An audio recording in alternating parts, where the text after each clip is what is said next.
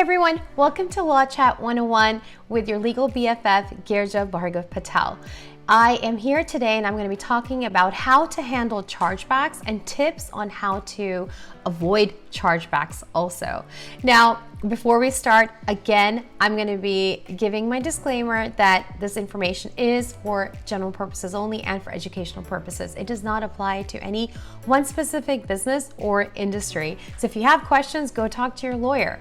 And number two, I know that these episodes and this channel and these Law Chat 101 where you get your quick business and legal strategy tips are super helpful. And I know that this can be helpful to so many other people out there. So I need your help to spread the word. How can we do that? Go and subscribe so you get the latest and the greatest coming out of Law Chat. And then also you can share on social media or share with your friends the links to Law Chat 101, the YouTube channel, and then also the episodes on the podcast, because we have some amazing speakers and guests coming in who are sharing their journey, but they're also very prominent, industry leaders as well. So you don't want to miss these amazing conversations that really dig deep into their lives, but then also you can walk out with so many tangible tips and advice and inspiration as well. So let's begin talking about chargebacks. So what's a chargeback? I know a lot of us experienced chargebacks, especially during 2020 when COVID was hot and heavy on everybody. So chargebacks is essentially where somebody is charging their credit card for services or goods from your business, but then what happens is that they're not satisfied, or they did not get it, or there was a cancellation, something happened, and now they're telling the credit card company that we want to charge back because the company that they were working with, or the people that they hired, they didn't give them any refund, and now they're working with their credit card company to get the money back. And a lot of times, fortunately, credit card companies actually side with the consumer, because at the end of the day, they really want to protect the consumership. And a lot of laws, in fact, protect consumers. Yes, there are laws protecting the business owners, but consumers are very much protected by the laws and by private companies as well, because that is where the money is, and that is also their audience, that is their clients, that is their customer. And so customer service trumps, you.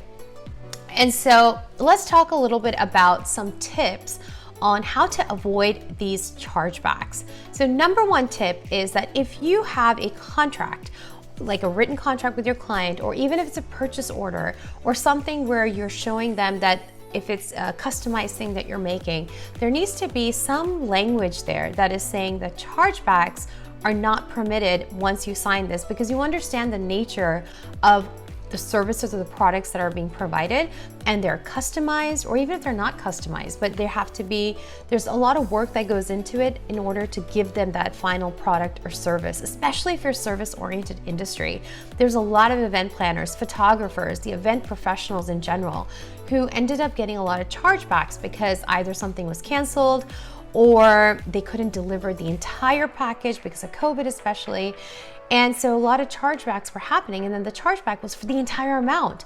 And I know, as professionals in the service industry, that there's a lot of work that goes on behind the scenes before the final product is actually provided and delivered to your customer.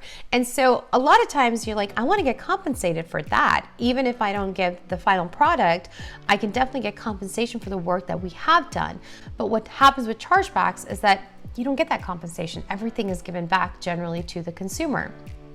So you want to have language in your contract. Now there's a double reason why this language needs to be in there, but you need to have language in the contract and also in any type of purchase order or any type of payment receipts that you're giving them, that your policy on chargebacks. What is your policy on it? Is it that they're not allowed?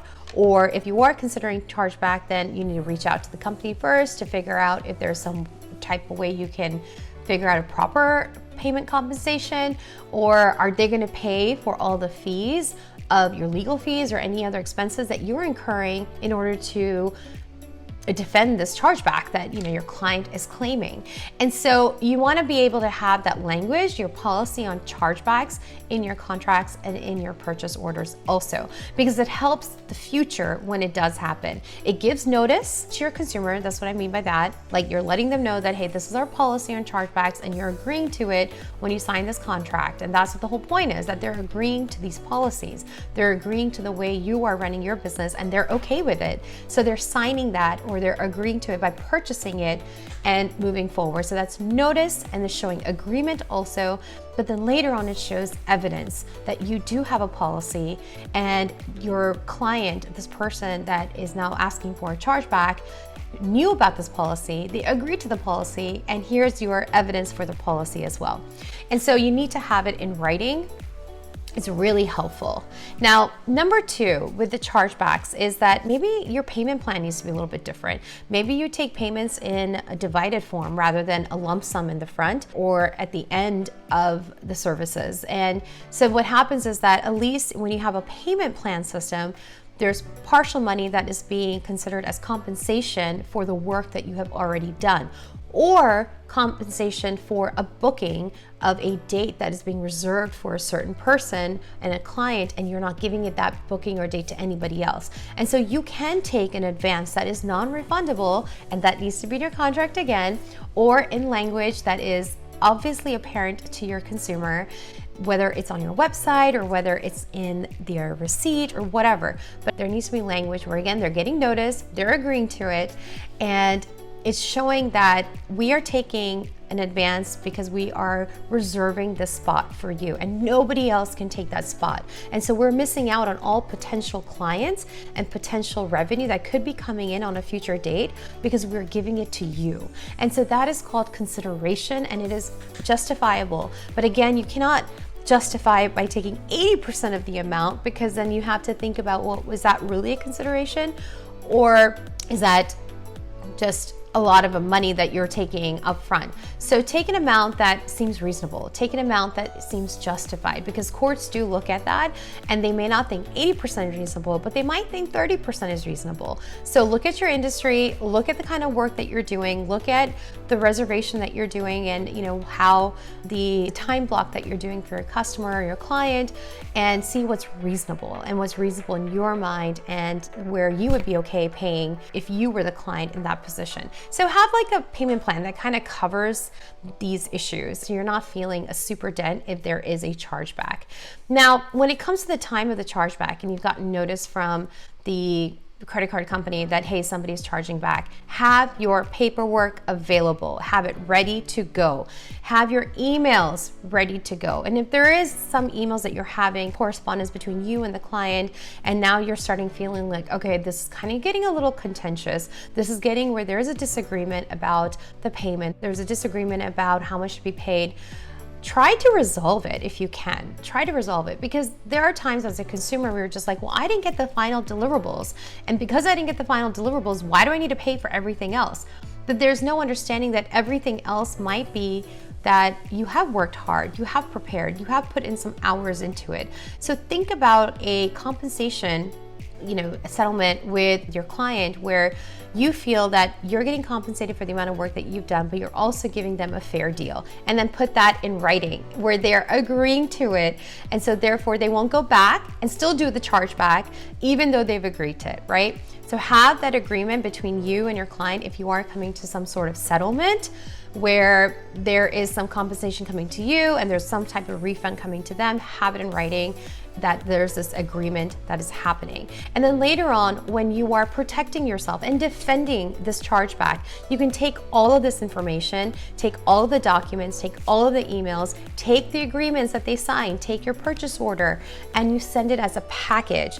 And you tell the credit card company, hey, listen, this wasn't something that was a surprise. This was something that they knew about. They had noticed, they agreed to it, and here you go. Now, I can't promise you any results, but what I can say is that you are prepared. And when you come in prepared, then others also who are receiving whatever you've come in with are also taking you seriously. And it's not just some random agreements and thoughts that are coming out. And whatever emails that you're writing, write them as if they can go to court one day. So be very thoughtful about your emails and very thoughtful about what you are saying, because you never know when that can be considered as evidence or as something that is showing a record of the paper trail. Well, I hope this was helpful, because I know it was. So go share it with your friends, go share it with your other colleagues or industry friends of yours, and help them understand how to handle chargebacks. These are simple, easy tips. Very much you can apply them and into your business and integrate them into your business. Legal strategies that are easy to follow and integrate. I will see you next time. Remember to subscribe and share. And until next time, see you later.